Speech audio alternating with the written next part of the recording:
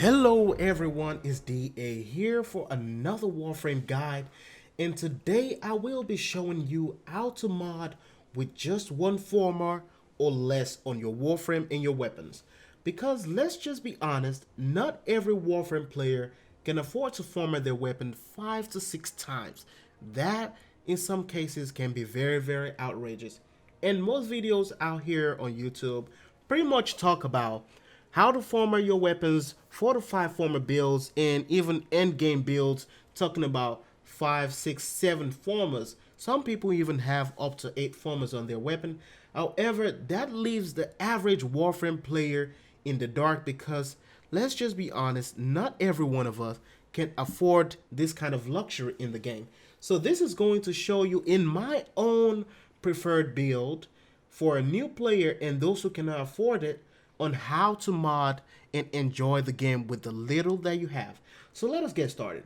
For my Warframe, I've been using Rhino Prime for a while, so I decided, you know what, I'm just gonna go ahead and use Rhino Prime. Now, if you have a regular Rhino, that will also work because, of course, once again, not everybody can get a Prime Warframe or Prime weapon, so I'm just going to try to stick to the basics as much as possible.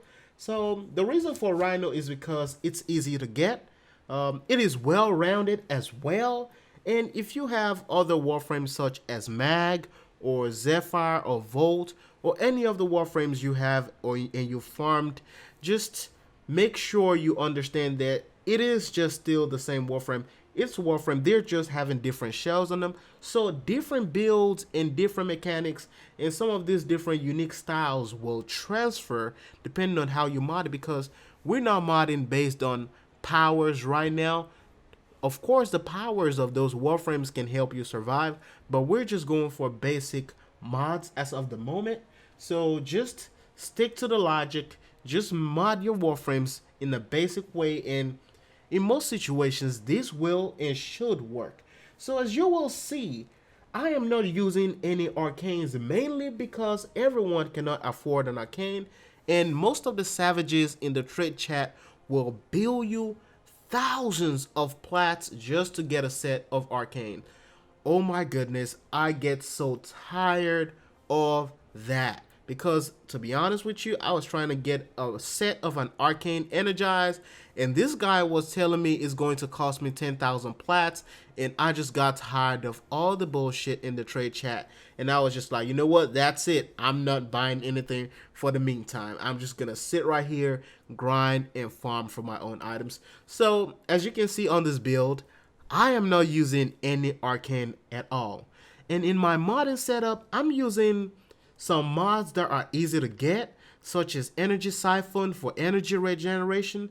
I'm using Prime Flow and Prime Continuity, which can also be switched off for their basic forms. Now remember, these are also mods that you can acquire and get whenever a Barrel Kit here comes to the relay every 2 weeks.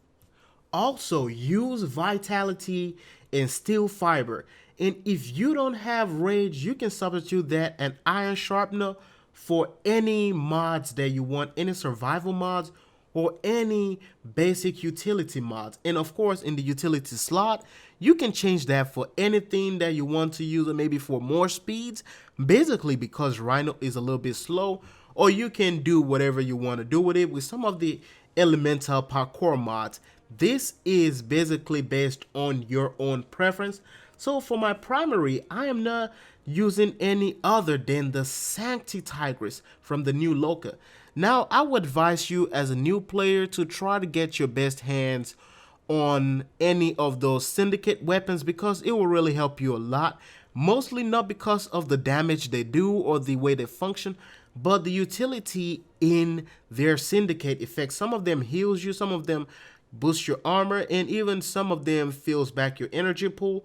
So you might want to get your hands on them. It's not hard to get as well because all you have to do is to just farm and go do some of those syndicate missions, and you will be able to acquire a lot of those.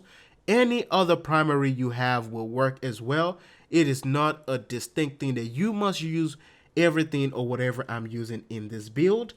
Mod this whatever way you want. Just make sure mostly corrosive and mostly status in your build, because that will help you with most of the factions in the game. And of course, if you can get corrosive, you can go for a gas build because that will also help as well. For the last two, I decided to use the Act Magnus and the Dex Dacra.